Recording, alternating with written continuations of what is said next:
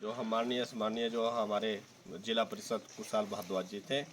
इनसे हमने अपने पाठशाला के लिए जो है वाटर कूलर की जो है वो मांग की थी और इन्होंने हमारी मांग को सुना और आज हमारी पाठशाला को उन्होंने जो है वाटर कूलर हमें समर्पित किया। इसके लिए मैं इनका अपने हार्दिक दिल से जो है इनका स्वागत और अभिनंदन करता हूँ। धन्यवाद। जय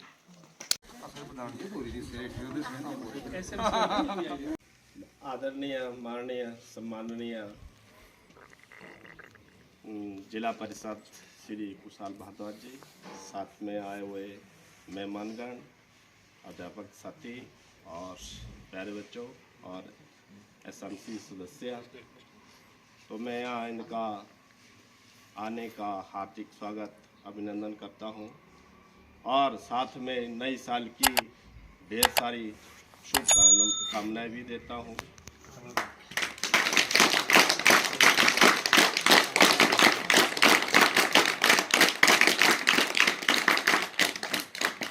और बहुत ही ईमानदार व्यक्ति, कर्मठ और एक समाजसेवी व्यक्ति हैं। मेरी पीछे कुछ फ़ोन पे ही बात हुई थी, तो उन्होंने कहा कि आपके विद्यालय को मैं एक कूलर जो है वो दे दूंगा।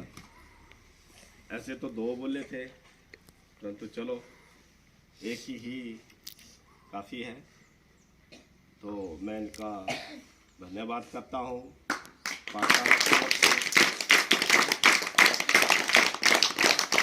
और बहुत ही समाज सेवी व्यक्ति हैं, ये हर जगह जाते हैं। पंचायत का ऐसा कोई व्यक्ति नहीं है जो इनको नहीं जानता है, हर व्यक्ति जानता है, इनकी अपनी पहचान है। और मैं एक वैसे मांगे तो बहुत है, लेकिन मैं एक छोटी सी मांग रखता हूँ कि सोलर लाइट जो है, हमारे जैसे साथ में प्राइमरी स्कूल भी है और हमारा यहाँ हाई स्कूल भी है, तो मैं 2 लाइटों की साथ में मांग करता हूँ। और साथ में मैं यहाँ हमारा एक स्थानीय गांव भी है, तो मैं इसके लिए भी सोलर लाइट की जो है वो मांग करता हूँ। ये हमारे ही घर है, साथ में हम यहाँ के लोकल हैं, तो यहाँ कम से कम चलो ऐसे तो 3 लाइटों की ज़रूरत थी, तो जितनी देना चाहते हैं वो मैं मांग रखता हूँ। और यहाँ आने का आपका स्वागत है और मैं पाठशाला की ओर से आपका धन्यवाद करता हूँ कि हमारी पाठशाला तक आए, उन्होंने हमारी बात को सुना और हमें जो है वो वाटर कूलर जो है वो सेंड किया। एक बार फिर धन्यवाद।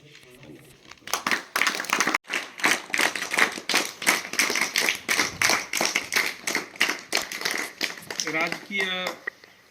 उच्च विद्यालय खिल के हमारे मुख्याध्यापक आदरणीय गुरुजी और सभी सम्माननीय अध्यापकगण और प्यारे बच्चों, और साथ में हमारे इस कुफरी पंचायत के जो 7वें पंचायत है वहाँ के जो सम्माननीय हमारे प्रधान हैं संजय जी,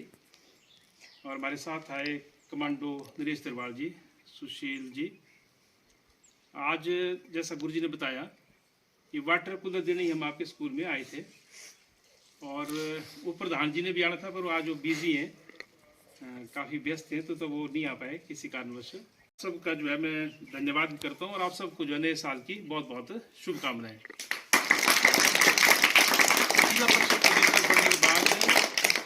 मेरी ये कोशिश थी कि खास करके जो शिक्षा संस्थान है, हमारे शिक्षण संस्थान, उनका विकास हो। और तो मैंने सोचा कि जो हमारी नीति है उसका बेहतर प्रयोग कैसे हो सकता है। बहुत सारी जगह मैंने देखा कि लोग या तो किसी के घर के लिए कुछ डाल देंगे, डंगा डाल देंगे, या कहीं किसी के घर में लाइट लगा देंगे, या फिर कुछ व्यक्तिगत जैसे काम और खास किस्म के लोगों का काम। पर मैंने ये तय किया कि लोगों ने जिता कर भेजा है और इसलिए सार्वजनिक कामों को तरजीह देनी है। व्यक्तिगत काम तो किसी और माध्यम से भी हो सकते हैं, पर जो निधि है ये क्योंकि सरकारी पैसा है ये, तो इसका सही इस्तेमाल होना चाहिए, इसकी बंदरबाट नहीं होनी चाहिए। और उस नाते शायद मैं पूरे हिमाचल में पहला जिला परिषद दूँ, शायद क्या ये सच्चाई है 90 के करीब है सोलर लाइटें सार्वजनिक स्थानों पर ही लगाई है, किसी के भी घर में नहीं लगाई है अभी तक। उसके अलावा जो है लगभग 60 के आसपास वाटर कूलर मेरे जिला परिषद वार्ड की जितनी ग्राम पंचायतें सबको मैंने वाटर कूलर दे दिया,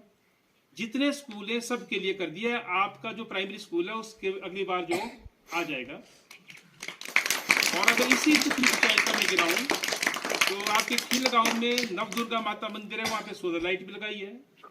और वहां पर जो है 75,000 रुपया जो है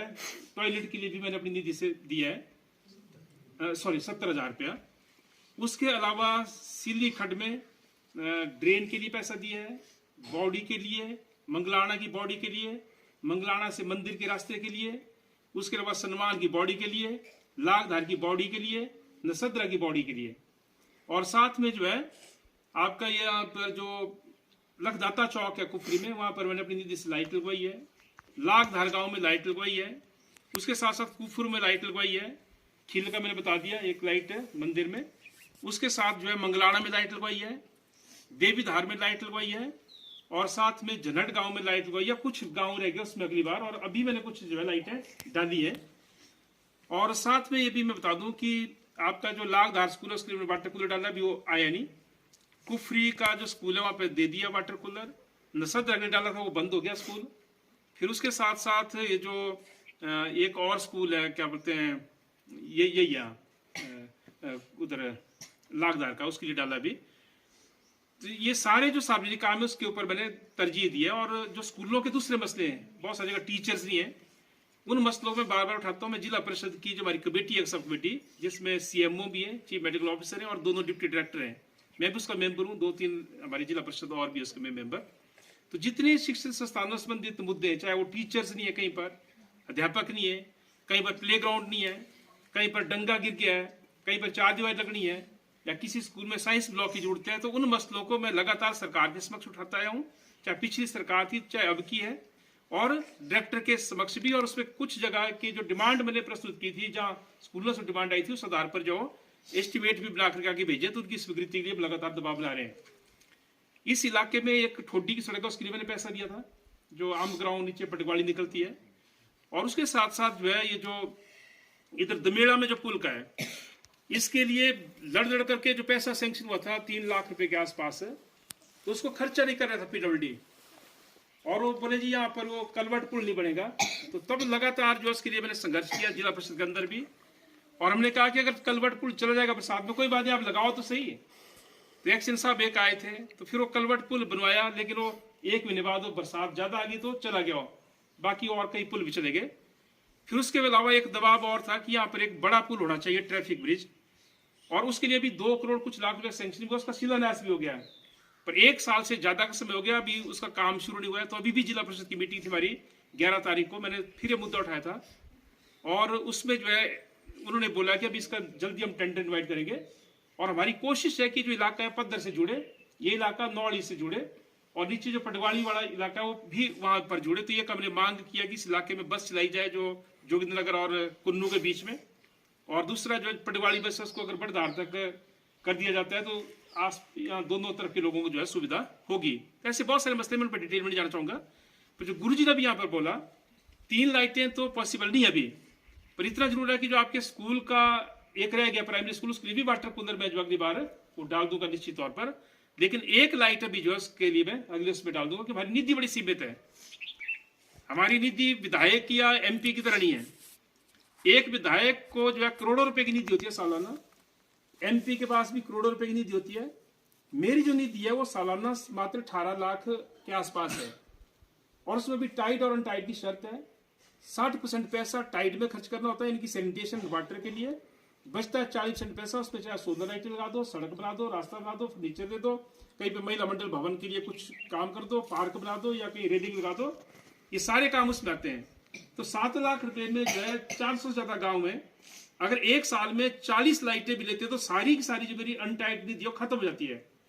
बाकी कामों के लिए पैसा बचता नहीं है। तब भी सब गाँवों में लग नहीं सकती है, पर मेरी कोशिश ये है कि जितने मेरे वार्ड में पंचायतें आती हैं, हर पंचायत को मैं बराबर काम करने की कोशिश कर रहा हूँ, और कोई भेदभाव नहीं कि मैं इस इलाके में भटक करके नहीं जाऊंगा। और मुझे खुशी इस बात की कि इस तरफ के जो पंचायतें हैं, चाहे वो प्रधान है, उप प्रधान है, वार्ड मेंबर है, जनता, उनका काफी समर्थन भी मिलता है और जो हम काम करते हैं उसकी तारीफ भी करते हैं, तो काम करने का भी मजा आता है। तो मैं ये कहना चाहूंगा कि कोई भी भविष्य में अगर हमारे लायक काम होगा तो आप लोगों ने जरूर बताना, आप लोगों ने सर किसी भी तरह का लाइट अभी एक मैं कर दूंगा, एक अगले उसमें बजट में और डालेंगे, पर 3 लाइटें एक गांव के लिए पॉसिबल नहीं है बिल्कुल भी। और चाहे आप मेरा गांव देख लो, किसी और का गांव देख लो, कहीं पर भी जो है ये पॉसिबल नहीं है क्योंकि निधि बड़ी सीमित है हमारी। लेकिन उसके अलावा जो और काम है हमारी निधि और निधि के बाहर, चाहे वो पानी का मसला है, बिजली का मसला है, सड़क का मसला है, बसों का मसला है, तो उसके अलग अलग डिपार्टमेंट से हम उठाते भी है। और अगर कोई ऐसा काम यहाँ पे अटका पड़ा है जिसको सरकार के समक्ष उठाना, तो उसके लिए हम जो है कोशिश कर सकते हैं, दबाव बना सकते हैं, ये मैं कहना चाहूंगा। और लास्ट बात ये कि आप यू आर फॉर्चुनेट इनफ, आप भाग्यशाली है बच्चों कि आप जो है स्कूल की 4 दीवारी के अंदर आए हैं। आज हमारे मुल्क में बहुत सारे बच्चे स्कूल नहीं देख पाते हैं, और जब हम लोग पढ़े, में भी बाहर स्कूल में पढ़ता था जहाँ पे ऐसी टाटपटियाँ नहीं होती थी, हम नीचे बैठते थे भुबड़िया में, जहाँ भुबड़िया तो क्या बोला है माटा, ऐसे बैठते थे हम, तो मालूम था जिंदगी में करना क्या है। तो तब हम देखते थे कि स्कूल यहाँ पर भी है, खिल में, वहां से दिखता नौड़ी से, जब बचपन में वहां पढ़ते थे तो मालूम था करना क्या है, बाहर गए पढ़े, तब पता चला जिंदगी में हमारा रोल क्या है। और ये तब तय किया था कि जब तक मेरे फेफड़ों में सांस चलेगी और मेरी रगों में खून बहेगा, मैं पूरी जिंदगी मजदूर, किसान, गरीबों के लिए काम करूंगा। और इसी नाते बिना किसी भेदभाव के जब यूनिवर्सिटी छोड़ी, कोई और धंधा नहीं ज्वाइन किया, ना कभी ठेकेदारी की, ना कभी कोई दुकानदारी की, ना कभी कोई नौकरी का सोचा, पूरी जिंदगी इस काम में समर्पित की है। और इसलिए मेरी कोशिश रहती है कि मैं अपनी नजरों पे खरा उतरूं। ये चुनाव आते जाते रहते हैं, जब चुनाव हुआ था मैंने एक पर्चे में साफ लिखा था कि मेरे लिए जीवन मरण का खेल दिया चुनाव, अगर आप वोट देंगे तो भी काम करूंगा, नहीं देंगे तो भी काम करूंगा, देंगे तो एक नाता हमारा परमानेंट जुड़ जाएगा इस इलाके से भी।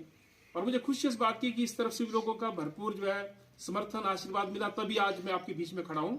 लेकिन जो मैं आपको बोलना चाहता हूं बच्चों, वो ये है कि आप भाग्यशाली हैं, आप स्कूल की 4 दीवारी के अंदर आए हैं। हमारे जमाने में हमारी बहनें नहीं पढ़ पाई हैं, बहुत सारे घरों से बच्चे नहीं पढ़ पाई हैं, ज्यादा 5वीं पढ़ाते थे क्योंकि स्कूल नजदीक नहीं थे,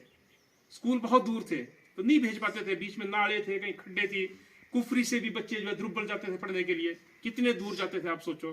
तो बच्चियां नहीं पढ़ पाती थी। और उसके अलावा आज भी हमारे देश के अंदर जो बच्चे स्कूलों में होने चाहिए, बहुत सारे बच्चे भीख का कटोरा लेकर के सड़कों पे भीख मांगते हैं, उनके माँ बाप की इतनी आमदन भी नहीं है को बच्चों को पढ़ा सके। और इसलिए जो है जब स्कूल की 4 दीवारी के अंदर आए हैं तो आपने मन लगा कर पढ़ना भी है, लेकिन पढ़ते हुए, आप छोटे, हालांकि मैं बड़ी बात आपके सामने रख रहा हूं, लेकिन पढ़ते हुए भी हमारे समाज के अंदर जो कुरीतियां हैं, हमारे समाज में तरह तरह की कुरीतियां हैं, यहाँ पर जो है छुआछूत है, भेदभाव है, यहाँ पर जो है कई तरह से महिलाओं का उत्पीड़न होता है, कहीं पे दहेज के नाम पर उत्पीड़न है, कहीं किसी और नाम से उत्पीड़न है। तो ये हम कल के नागरिक नहीं, हम आज के नागरिक भी हैं, बेशक हम 18 साल के नहीं हुए आप लोग, लेकिन इन बारे में भी सोचना हमने, क्योंकि एक जागरूक छात्र का मतलब वही होता है। लेकिन उसके साथ साथ इंपॉर्टेंट चीज है कि आपके माँ बाप पेट का एक हिस्सा काट करके आपको पढ़ा रहे हैं, बहुत मेहनत करते हैं माँ बाप,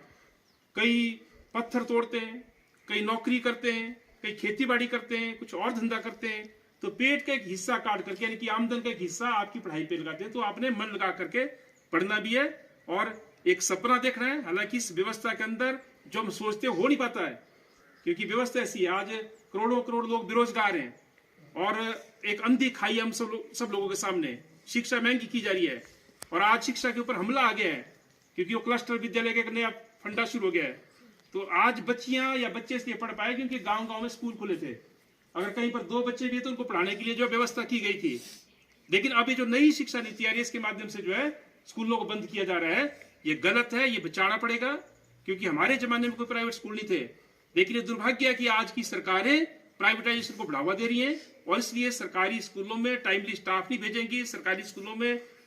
इंफ्रास्ट्रक्चर नहीं देते हैं, जिस कारण जो है सरकारी स्कूलों से पलायन हो रहा है। इस पलायन को भी रोकना है। तो मैं ज्यादा बातें न कहते हुए लंबी बात कहती हूँ, थोड़ा पॉलिटिकल बातें लग गया करने, लेकिन ये सोचना हमने, क्योंकि हम भी जब स्कूल में पढ़ते आज पता था करना क्या सा जिंदगी में जा, और ना कोई पढ़ाई का इरादा था कि कहीं पढ़ना है, कोई पढ़ाने वाला नहीं था। लेकिन बाई चांस जो पढ़ने का मौका मिल गया, मेहनत की, मजदूरी की, और तब जो अपनी जिंदगी के बारे में एक निर्णय लिया, जो गुरुजी बोल रहे थे, वो निर्णय तब लिया था जब हर बच्चे की इच्छा होती है कि जब इतना पढ़ गए तो कोई बढ़िया नौकरी कर लेते हैं, पैसा कमा लेंगे कुछ, लेकिन उसके बारे में सोचा नहीं है। और मैं हमेशा बोलता हूँ कि मेरे आदर्श भगत सिंह रहे, जिसने 23 साल की उम्र में हंसते हंसते फांसी का फंदा चुभ लिया था,